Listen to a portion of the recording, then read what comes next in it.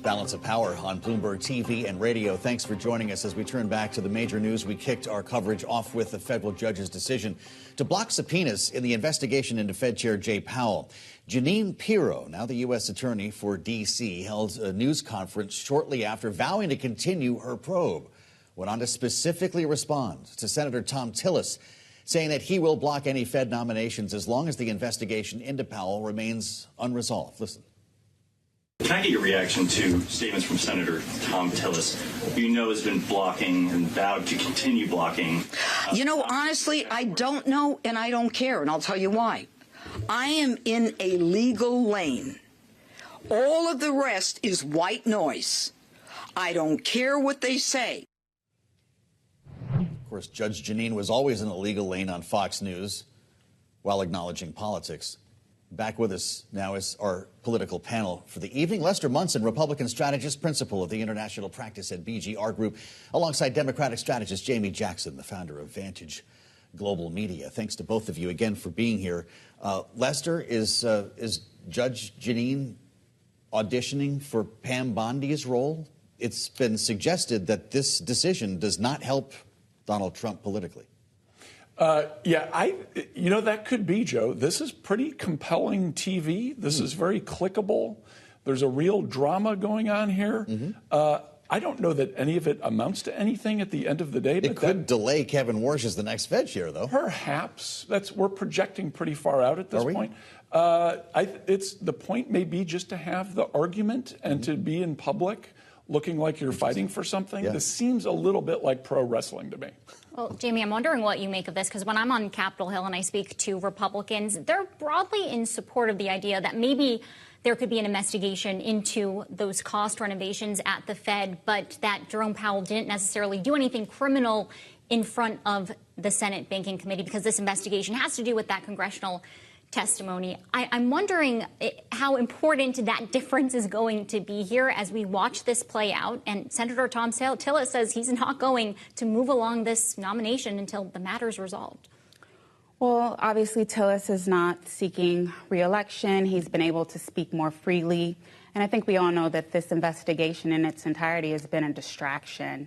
It's been clear that some of the president's opponents or individuals that have disagreed with him have come under scrutiny from the Department of Justice. And so I think, Congress wants to move on from this. And I think that this, is just, again, been a major distraction. And I think it's time that we move on. You might think that Congress wants to move on from another partial government shutdown as well. What are we at, 1 month tomorrow? Yeah. We're at the 1 month mark, Lester, for DHS. And nothing has really changed in this debate, aside from the fact that Kristi Noem was removed as the Secretary of Homeland Security. Next week, Mark Wayne Mullen gets his confirmation hearing before Rand Paul's committee, which ought to be a doozy. I just wonder if that debate, there'll be Democrats on that panel, they're going to talk about things like demasking and warrants.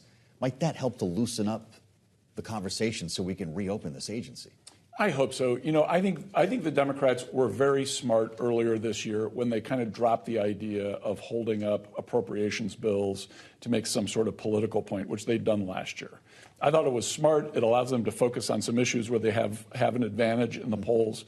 I think we've reached that point with this DHS debate, and it's time to let it go. We're starting to see these long lines at airports. We've got plenty of threats to the homeland where you want a fully funded, functional DHS operating. Let's drop this kind of silly closure and get on to some serious debate over the issues where maybe Congress can have a positive impact, and then you can have a pretty open conversation with the next nominee, with Senator Mullen, and go from there. Well, part of this pressure is that Republicans are arguing, Jamie, that DHS needs to be fully funded amid a renewed threat when it comes to the ongoing conflict in the Middle East. And we know that ICE as an agency, the agency that Democrats want to see some changes codified to, is pretty funded, right? It has, I believe, a supplemental funding to the tune of $75 billion over the next 4 years. Where does this debate stand now? And does the conflict ramp up pressure on Democrats to get DHS reopened? Yeah, well, first, let me say, I don't think there's anything silly about Democrats wanting what's fair. They want judicial warrants. They want officers to be unmasked. They want officers not to be in places such as school zones, polling sites. And so I think what Democrats are asking for is reasonable and fair and just and protect civil liberties for Americans. And with regard to what's happening in the Senate Democrats have made several attempts to fund the other sub-agencies of DHS. The Republicans have blocked multiple attempts. They've put forward funding for CISA to protect the U.S. cybersecurity infrastructure. They put forward funding for FEMA for disaster assistance. They put forward funding to preserve the Coast Guard and for TSA. And so I think that if Republicans were to truly be negotiating in good faith, then they would move those bills forward while the members continue to hammer out what they can come to agreement on ICE and CBP. There was an effort in the House to do that as well. Rosa DeLauro put up a bill that carved out ICE, funded the others, and not every Democrat was on board. Debbie Wasserman Schultz said that's a good way for Democrats to lose leverage on this. It just seems like this thing could be stuck for a long time. But Tyler gets to the heart of the matter. First full paycheck missed today. TSA agents who go to the airport are looking pretty glum right now, Lester. Are they the ones who pull this out? I think so. And plus, it's, as that impacts regular Americans trying to go about their business, they got to go somewhere for work or that's the members of Congress are going to start hearing about that.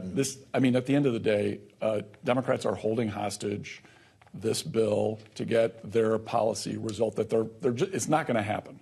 And the sooner they can drop this, find an excuse, move on. Right now, they still want to make some speeches and make some political points. I think they've exhausted the rope on that one, and we're at the end, and it's time to move on to the next phase. Final minute that we have you, Jamie. We're also expecting that the Pentagon could request supplemental funding as the conflict continues in Iran. How are Democrats going to navigate that vote for additional money to go towards the military? I think the supplemental request is going to be tricky, especially since the administration did not come to Congress for this war of choice, this unauthorized war. And so I think trying to convince members of the House and Senate to then provide more money in a form of a supplemental is going to be an uphill battle. I think you're going to have some opposition from both Republicans and Democrats in the House and Senate. You're going to have moderate, vulnerable Republicans who the president campaigned on no wars, and so they're going to have to go back to their constituencies and justify this. You will have some Democrats that are going to cross the aisle and support, as we saw with the War Powers Resolution votes in the House and Senate.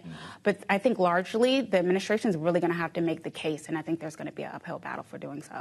Before we get that far, we've got the SAVE Act on the Senate floor next week. We're told days of debate, try to smoke out the Democrats. Does John Thune have the votes, or does this fail?